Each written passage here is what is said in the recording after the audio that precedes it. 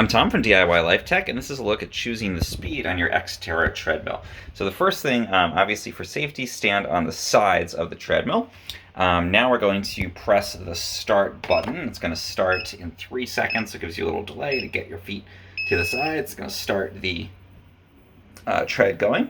And you can see it's actually going to remember the last speed you had it set on. So I had it set on 3.1 miles an hour for a kind of a brisk walk. And then if I want to change this, I can just press the buttons on here. And I can go anywhere from 1 mile an hour. And then when I'm ready to actually switch it, I want to press enter. So again, 1, enter if I want to make it 1 mile an hour. And I can go from anywhere from 1 all the way up to 9 miles an hour on there.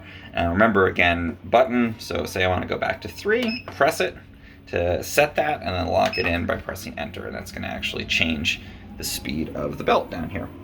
The other thing you can do if you want to get a more granular speed than this set along here is you can actually use the speed up and down buttons.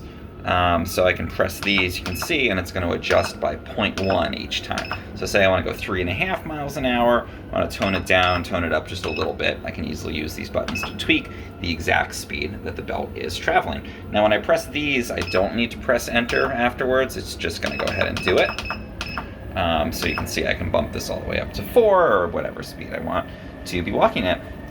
When I'm done and I want to go back to stopping, I can press the stop button. It's going to slow this belt down.